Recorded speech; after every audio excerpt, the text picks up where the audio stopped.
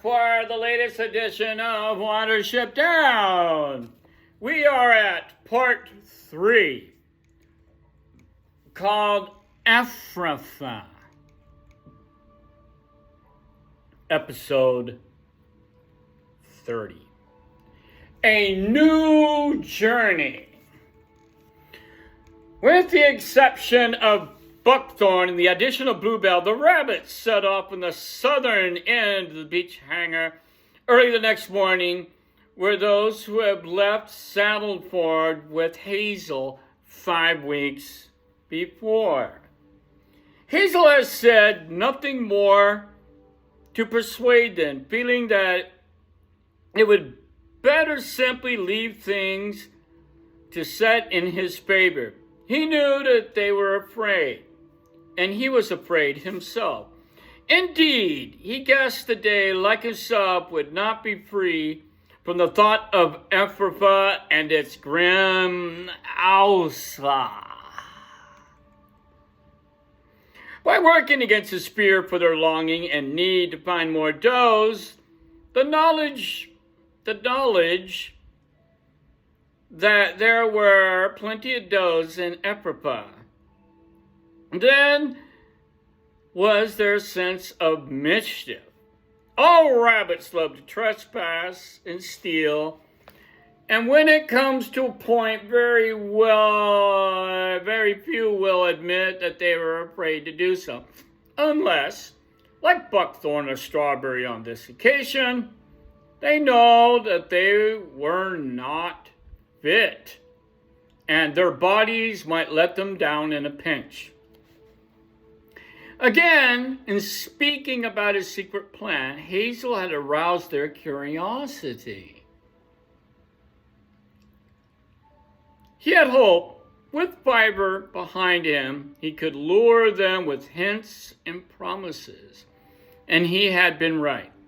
The rabbits trusted him and Fiber, who had gotten them out of saddle ford before it was too late, crossed the Enborn and the Common, have taken Bigwig out of the wire, found the Warren on the Downs, and made an ally at Kehar, and produced 2 does against all odds. There was no telling what they would do next, but they would eventually up to something. And since Bigwig and Blackberry seemed to be confidently in on it, no one was ready to say that he would rather stay out, especially since Hazel has made it clear that anyone who wished could remain at home and welcome, implying that he was in poor spirit as to choose to miss the exploit. They could not do without him. Holly, who in loyalty was second nature, said no more to queer the pitch. He accompanied him as far as the end of the wood with all cheerfulness he can risk and muster, and only begging Hazel, out of hearing the rest, not to underrate the danger. Send the news by Kehar when he reaches you, he said, and come back soon. Nevertheless, as Silver guided them southward along the large ground to the west of the farm, almost all now they have actually committed to the adventure feel dread and apprehension. They have heard enough about Ephrathah to daunt the stoutest hearts. But before reaching it, or whatever they were going, they had to expect 2 days on an open down.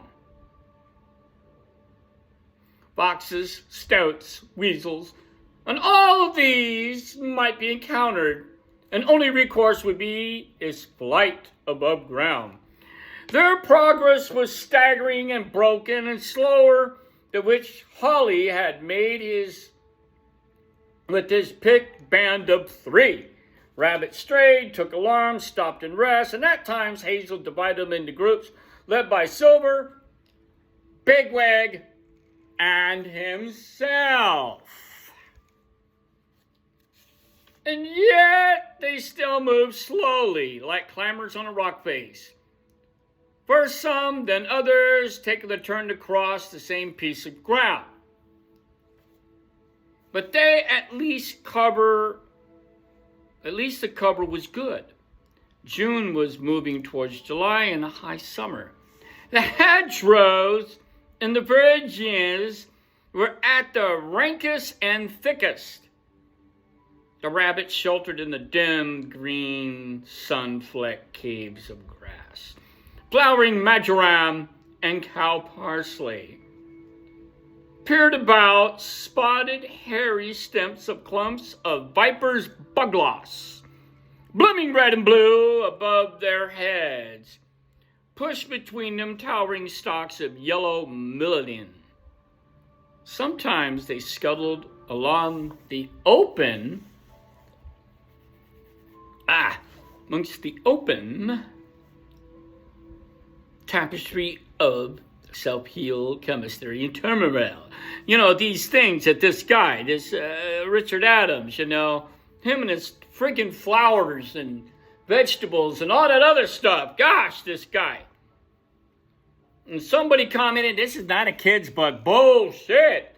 When he's telling it to his 10 years old, you're not going to tell me it's not a kid's book. All right, anyway.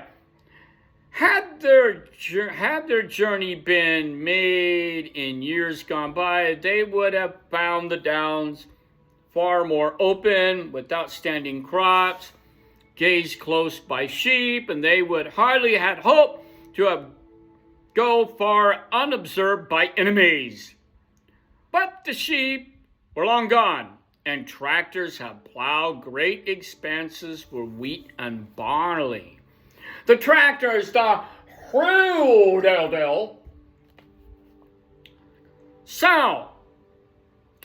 the smell of the green and standing corn rustled around them all day. The mice were numerous, and so were the kestrels.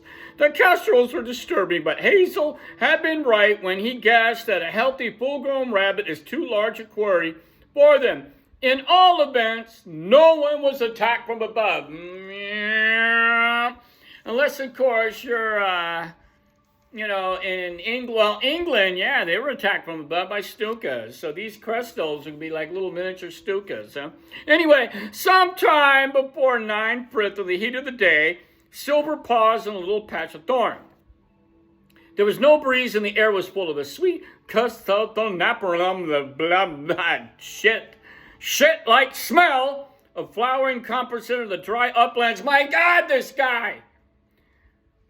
Corn camille. Okay, I've had some tea of that stuff. Yellow and tansy. As Hazel and Fiber came up, he squatted beside them, looked across the open ground ahead. Squat.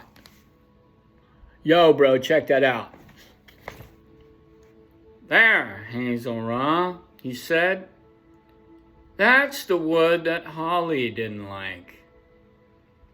200 or 300 yards away, directly across the line, the belt of trees ran along the down, stretching up in each direction as far as they could see. They could see the line of the portway, only intermittently a road which runs north of Andover through St. Mary Bourne with its bells, streams, and watercresses. What? You gotta excuse me for a minute. I'm trying to fix this. I think my PlayStation is dying. I'm trying to fix this darn thing. Anyway, let's see.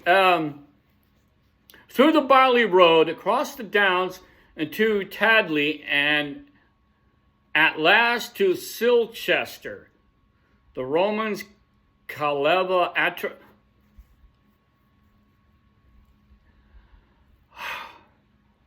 where it crosses the downs, line marked by Caesar's Belt.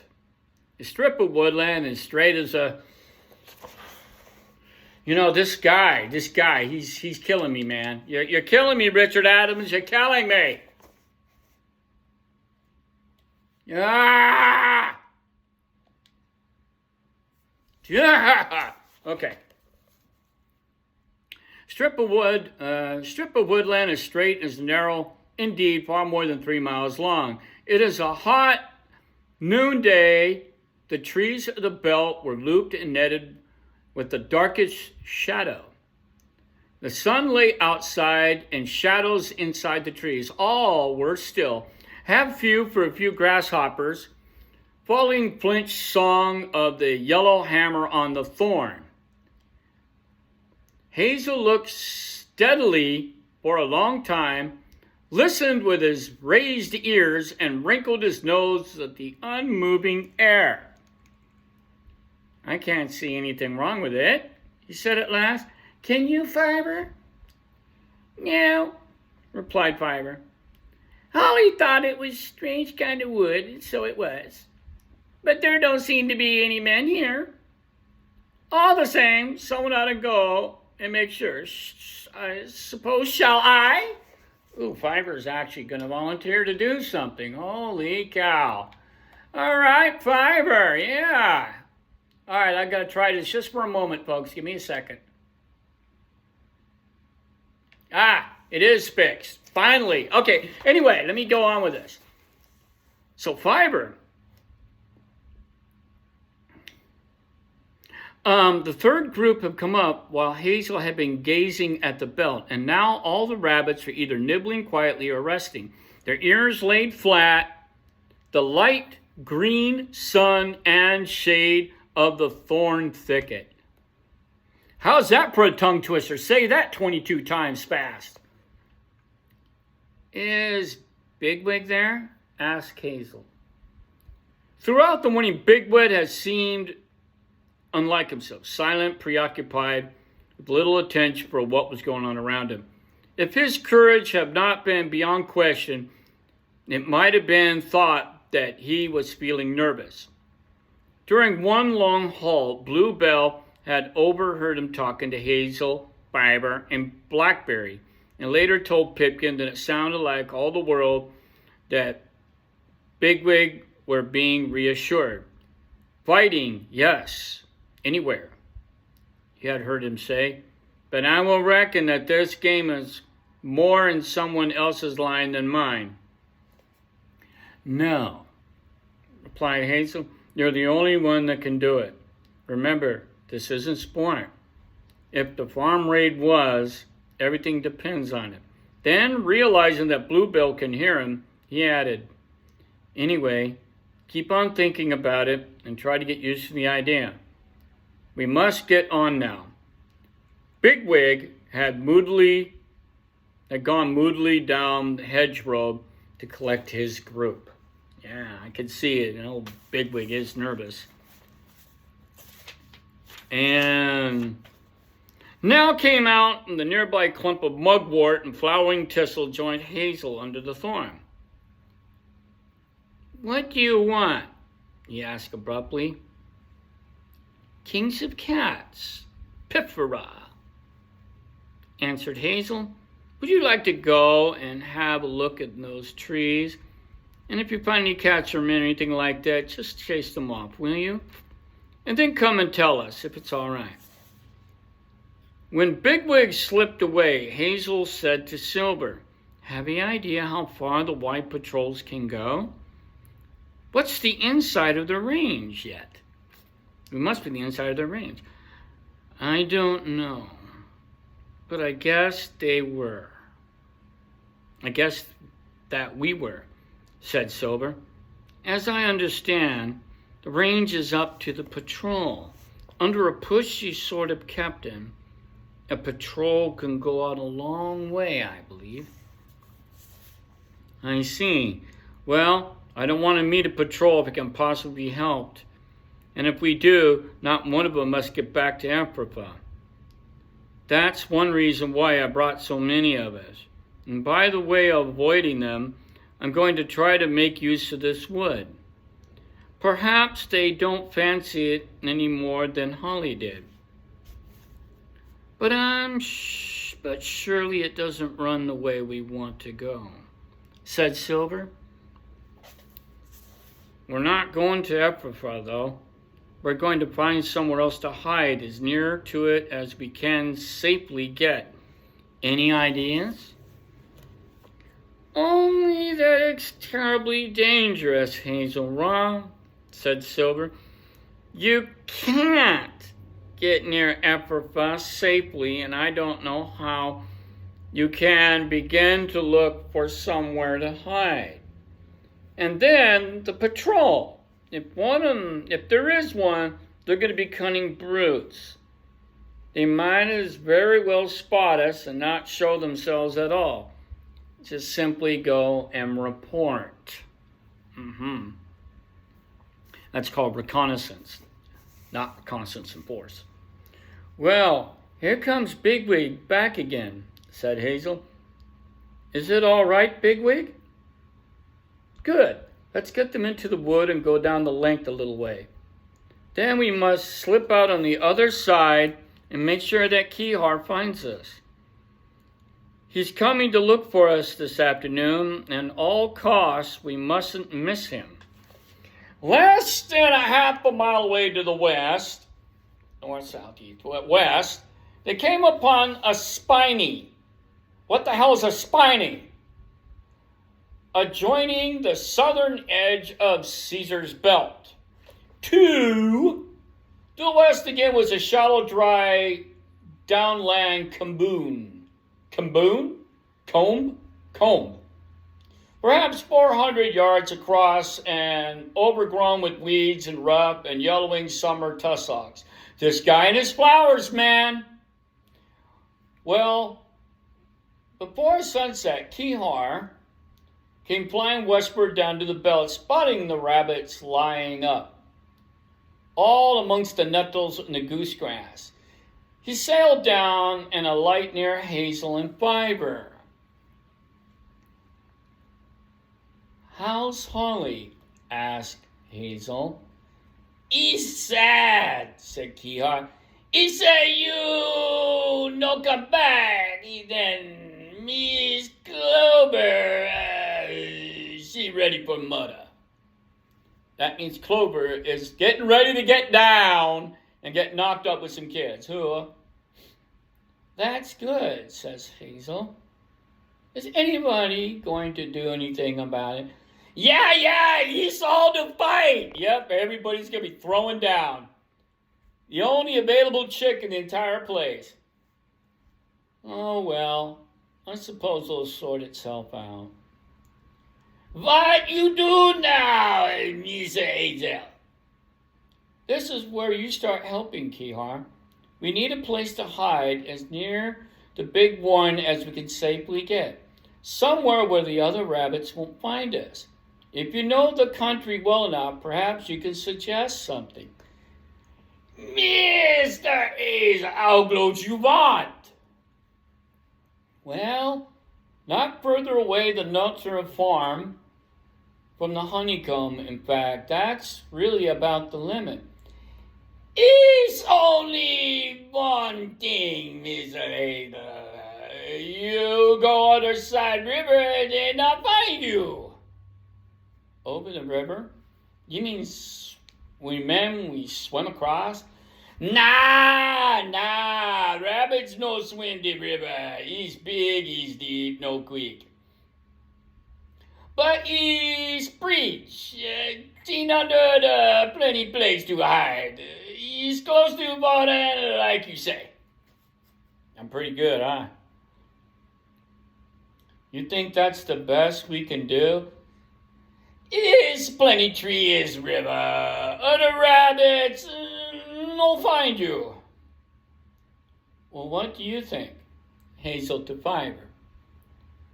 Sounds better than we hoped for, said Fiber. I hate to say it, but I think we ought to go straight there as fast as we can. And even if it makes everyone exhausted, we're in danger all the time. We're on the down. And once we get off, we can rest. Well, I suppose we better go on by night. If they do, then we're done it. Before, we must feed and rest first. Starting Fuinle, there'll be a move. Fuinle means nighttime to these guys. Oh, how I come to loathe those words start in Fuinle, says Blackberry. However, the evening feeding was peaceful and cool, and the time everybody felt refreshed. As the sun sinking, Hazel brought them all together under the close cover to chew pellets and rest. Although he done his best to appear confident and cheerful, he could feel that they were on edge, and after pairing 1 or 2 questions about the plan, he began to wonder how to distract their thoughts. Giving to them to relax until they're ready to set off again, he remembered the time on the first night of his leadership, that they had been forced to rest in the wood above the inborn. At least it was good to see that no one was exhausted now. They were as tough as a bunch of Hazel has ever raided a garden. Not a blade of grass to choose between them, thought Hazel. Pipkin and Fiver looked as fresh as Silver and Bigwig. Still, a little entertainment would be to the good and raise their spirits. Just when he was going to speak up, Acorn saved him the trouble. Acorn is actually going to get some lines here in this thing. All right. Will you tell us a story, Dandelion? Okay, we have to remember that Acorn is just a new guy. Okay? Yes, so we're on this. Come on, make it a stunner while you're at it. All right, said Dandelion. How about a little raw the fox in the water? Yeah, let's have hole in the sky, says Hawkbat. No, not that, said Bigwig suddenly. He had spoken very little all evening, and everyone looked around. If you're going to tell a story, there's one I want, he went on. Eleanor and the Black Rabbit of Inlay. Perhaps not that one, said Hazel. Bigwig rounded on him and snarled. If there's going to be a story, don't you think I got as good as right as anyone to choose it? He asked.